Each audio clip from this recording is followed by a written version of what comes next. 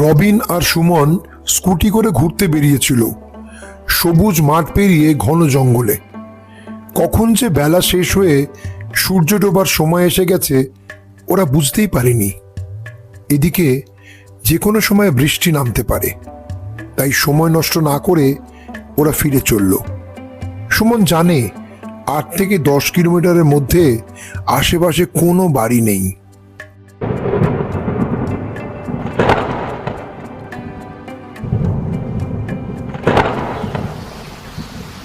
হঠাৎ ঝমঝমিয়ে বৃষ্টি নামলো। ঠিক এমন সময় চোখে পড়ল একটা বিশাল পুরনো বাংলো। দূর থেকে মনে হলো পরিত্যক্ত বাড়ি। সুমন, ওই দেখ একটি বাড়ি, চল ওখানে যাই। বৃষ্টি কমে গেলে তারপর নয় বাড়ি ফিরে যাব।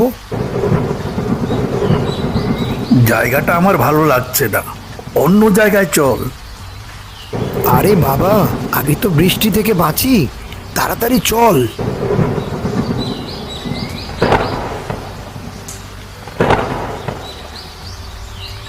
দেখ ভাই, এই বৃষ্টি থামবে বলে মনে হয় না, তার উপর বাড়িটাও অনেক পুরনো। ভয় পাচ্ছিস? চল আজ রাতটা এখানেই কাটাই, অ্যাডভেঞ্চার হবে। সে না হয় হলো, কিন্তু আমি ভাবছি অন্য কথা। এই জঙ্গলে ভয়ঙ্কর প্রাণী থাকতে পারে, কেন জানি আমার মন মানছে না। কিচ্ছু হবে না, চল ভেতরে যাই। এই জঙ্গলে আলো নেই, খাবার নেই, কিছুক্ষণ পর সন্ধ্যা নেমে আসবে। আমি কিন্তু 10 মিনিটের বেশি এখানে বসবো না, তারপরে ফিরে যাব, মনে রাখিস। চল। বাহ, ভেতরের সিঁড়িটা দেখ কি সুন্দর। বাড়িটা বাইরে থেকে যত পুরনো মনে হয়, ভেতরটা কিন্তু এখনো ঠিকঠাক আছে। আমার মনে হয় এই বাড়িটা কোনো ইংরেজ সাহেবদের বাড়ি ছিল। আমারও তাই মনে হয়। কম করে হলেও বাড়িটা 2 থেকে 250 বছরের পুরনো হবে। চল উপর থেকে ঘুরে আসি।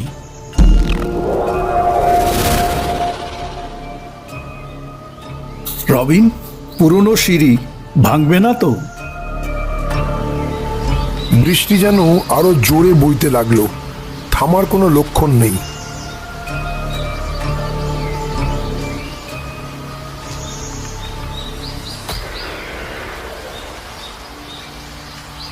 এই বাড়িটা যদি আমার হতো, দেখতিস কত সুন্দর গুছিয়ে রাখতাম, আর উইকেন্ডে এসে সময় কাটাতাম। বাড়িতে একটা ফোন করে জানিয়ে দিচ্ছি, ফিরতে অনেক দেরি হবে।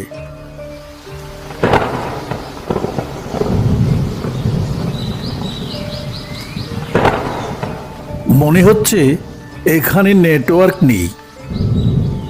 আমাদের দেশে এখনো প্রচুর বাংলো পড়ে আছে, বেশিরভাগ মালিকই বিদেশে থাকে, তাই ইচ্ছে হলেও এসব বাড়ি কেনা যায় না। তুই কি সত্যি সত্যি এই বাড়িতে রাত কাটাবি? দেখ ভাই, কিছুক্ষণ পর সন্ধ্যা নেমে আসবে, তার উপর রাতে আমি একদম দেখতে পাই না। দেখ, সন্ধ্যা তো হয়েই গেল, তার উপর জঙ্গলের রাস্তা, বুঝলি?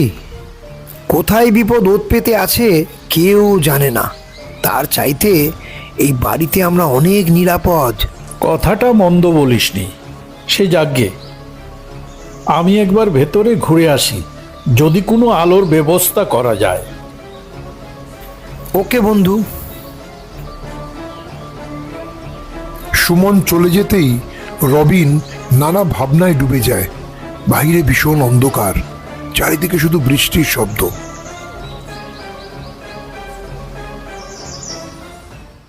সুমন মোবাইলের আলো জ্বালিয়ে রুম দেখতে লাগলো।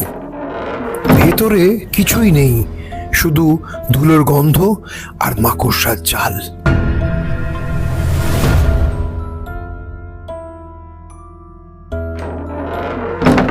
পাশের রুমে গিয়ে কিছুটা অবাক হলো, একটা মোমবাতি পড়ে আছে।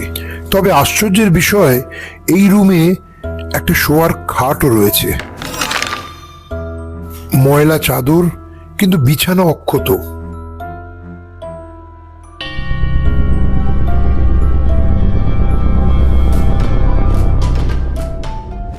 মোমবাতি জ্বালিয়ে ফিরে আসছিল, হঠাৎ ভয়ঙ্কর শব্দ শুনে পিছন ফিরে তাকায়।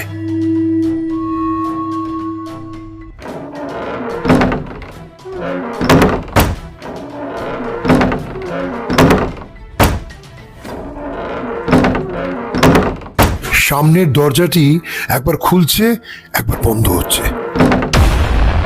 আর ঠিক তখনই দেখতে পায় ভেতরে একটি ছায়া মূর্তি দাঁড়িয়ে আছে। সুমনের গায়ে কাঁটা দিয়ে ওঠে, নিজেকে সামলে ছুটে চলে যায় বারান্দায়। রবিন মোমবাতি দেখে অবাক হয়ে যায়। কি রে, মোমবাতি কোথায় পেলি? সব বলছি, তার আগে একটি কথা শোন। বিশ্বাস করা আর না করা তোর ইচ্ছে। কেন জানি মনে হচ্ছে এই বাড়িতে কেউ থাকে। মোমবাতির আলোয় আমি কিছু একটা দেখতে পেয়েছি। এমনিতেই তুই রাতের বেলা কম দেখিস, তার উপর মোমের আলো। কি দেখতে কি দেখেছিস বোকা? এত নির্জন জায়গায় কেউ থাকবে না। আমি জানতাম তুই এই কথাই বলবি। তাহলে শোন, একটা রুমের দরজা অদ্ভুতভাবে খুলে যাচ্ছিল, আবার আপনা আপনি বন্ধ হয়ে যাচ্ছিল। ধুম করে শব্দ হচ্ছিল। তখন একটি ছায়ামূর্তি দেখতে পাই, সাদা কাপড়ে ঢাকা। ঠিক আছে, চল দেখে আসি তোর ছায়া মূর্তিটিকে।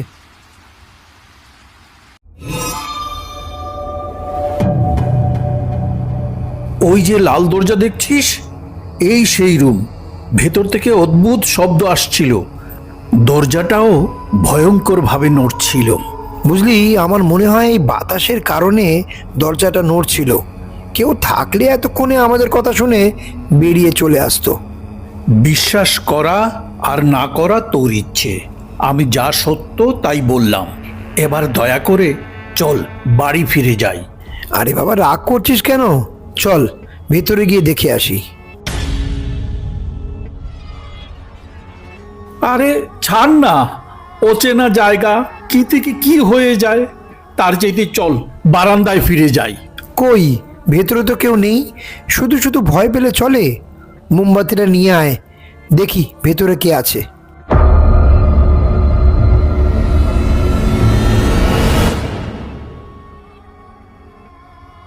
ভিতরে অদ্ভুত একটা গন্ধ পেল রবিন। বোঝাই যায় অনেকদিন কেউ আসেনি। তোকে কি করে বোঝাবো জানি না। এই রুমে কেউ একজন ছিল, মনে হয় আমাকে দেখে পালিয়েছে। আরে বোকা, একবার ভালো করে তাকিয়ে দেখ। এটা কি মানুষ থাকার কোনো উপযোগী? আমার বিশ্বাস ভূত প্রেত ছাড়া এইখানে কেউ থাকতে পারবে না। কি একটা বিদঘুটে গন্ধ বেরোচ্ছে। হয়তো তোর কথাই সত্যি। চল এবার ফিরে যাই। এ বাবা, দরজা কেন বন্ধ হয়ে গেল? আশ্চর্য ব্যাপার, খুলছে না কেন? মনে হয় বাইরে থেকে কেউ টেনে ধরে আছে। আমি তোকে হাজারবার বলেছি এই বাড়িতে কেউ আছে। এবার বিশ্বাস হলো তো আমার কথা?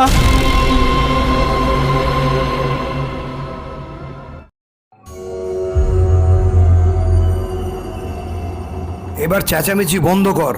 কিভাবে দরজাটা খুলবো সেই নিয়ে আমাদের ভাবতে হবে। আমার মনে হয় বাতাসটা খুব জোরালো ছিল, তাই দরজাটা ফেঁসে গেছে। যেভাবে পারিস দরজাটা খোল।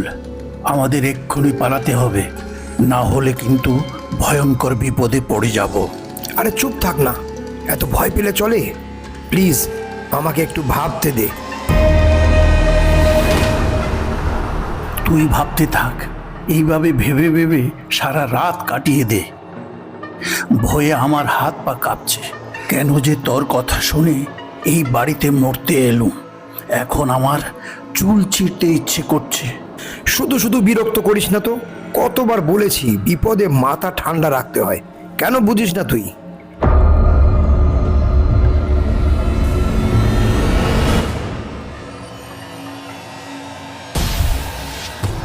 সুমনের কেন জানি মনে হলো পিছনে কেউ দাঁড়িয়ে আছে, তাই আবার পিছন ফিরে তাকায়। ওরে বাবা রে, এটা আবার কে? রবিন, টাকা! চেঁচাবি না, চুপ থাক। আমি দরজা খোলার একটা বুদ্ধি পেয়েছি।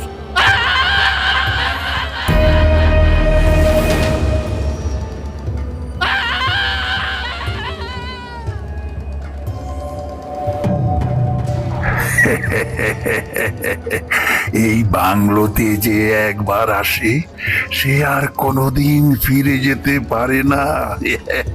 কে তুমি? এই বাড়িতে কি করছো? দেখে তো মানুষ মনে হচ্ছে না।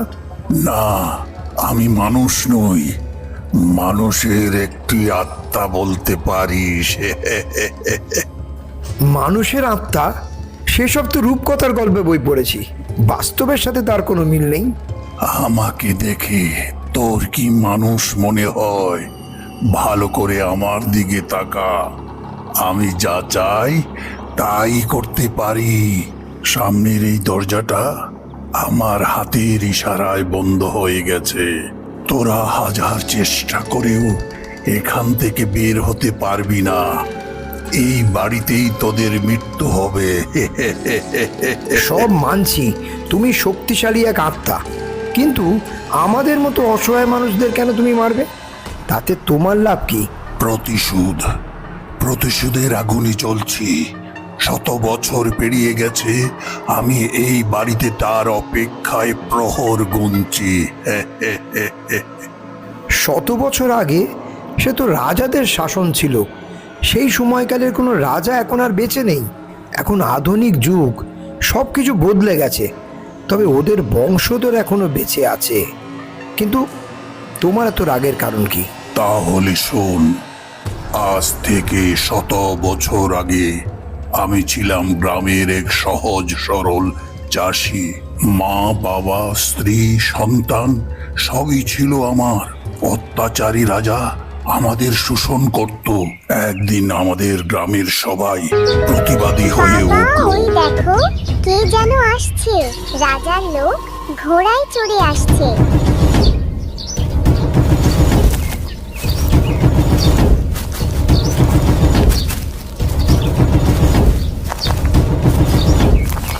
মনে রাখবে, এখানে সবাই আমাদের শত্রু, কাউকে ছাড়বে না। একজন পিতা তার সন্তানকে বললেন তাড়াতাড়ি আড়ালে লুকিয়ে যেতে। অনিচ্ছা সত্ত্বেও ছেলেটি তার বাবার কথা শুনে তাড়াতাড়ি আড়ালে লুকিয়ে পড়ে। ওই তো একজনকে দেখতে পাচ্ছি, ওকে জিজ্ঞেস কর শত্রুরা কোথায় আছে। এই চাষাকে দেখে মনে হচ্ছে বিদ্রোহী। তোর সঙ্গী সাথীরা কোথায়? বল, চুপ করে দাঁড়িয়ে আছিস কেন?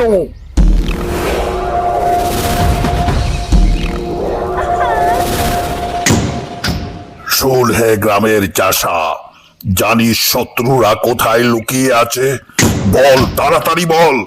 চুপ করে থাকলে মার খেয়ে মরে যাবি। তাড়াতাড়ি বল, শত্রুরা কোথায় লুকিয়ে আছে? বল। আমি এই মাটির সন্তান, এখানেই জন্মেছি। তোমাদের গোপন ষড়যন্ত্র এই রাজ্যের সবাই জানে। আজ লড়াই করে মরব।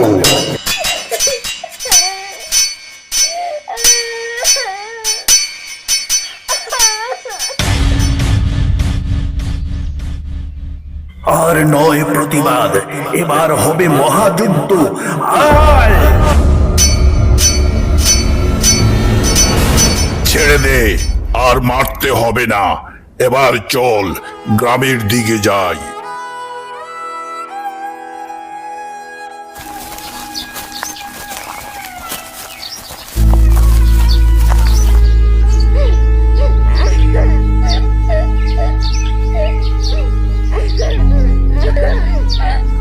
শোন, গ্রামে ফিরে যা।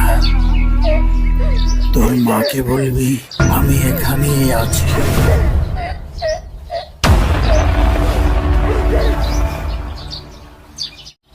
এরকম হাজার গল্প রূপকথায় পড়েছি আমি, কিন্তু আমাকে ওসব বলে কি লাভ? কারণ সেই কৃষক আমি ছিলাম। রাজা শুধু আমাকে মারেনি, আমাদের গ্রামের সবাইকে মেরেছে, ঘর বাড়ি জ্বালিয়ে দিয়েছিল। সেই দিনের প্রতিশোধের আগুনে এখনো জ্বলছি। এই বাংলো বাড়িতে কেউ এলে মনে হয় সে রাজার বংশধর, তাই তাকে হত্যা করি। নিরপরাধ মানুষকে হত্যা করা তোমার ঠিক হয়নি। 100 বছর পরে রাজার পাপের দায়ভার কে নেবে বলো? আর এমনও তো হতে পারে সে রাজার বংশধর এখন কেউ বেঁচে নেই। এত মানুষ হত্যা করেও আমি মুক্তি পাইনি। জানি যেদিন রাজার বংশধরকে হত্যা করব সেদিনই আমার মুক্তি হবে। আমি সেই অপেক্ষায় প্রহর গুনছি। এবার নিশ্চয়ই বুঝতে পেরেছিস। আমার মনে হয় মৃত্যুর পর তোমার সৎ কাজ হয়নি, তাই তুমি এখনো মুক্তি পাওনি। আমি কথা দিচ্ছি তোমাকে, আজ ফিরে গিয়ে আমি তোমার সৎ কাজের ব্যবস্থা করব। এবার আমাদের যেতে দাও। হয়তো তোর কথাই সত্যি। যা, ফিরে যা। আমার বিশ্বাস আবার তোমার সাথে দেখা হবে। উঠে পড় সুমন, যেতে হবে। আরে, ভূত গেল কই? এতক্ষণ তো এইখানেই দাঁড়িয়ে ছিল। যাক, শেষ পর্যন্ত আমার কথাই সত্যি হলো। সুমন, ওটা ভূত নয়, আত্মা ছিল। ওই একই কথা, প্রথমে আত্মা ছিল, তারপর ভূত হয়ে গেছে। আমাদের এখন অনেক কাজ করতে হবে, তা না হলে ভূত বাবা আমাদেরকে সহজে ছাড়বে না। চল এখান থেকে।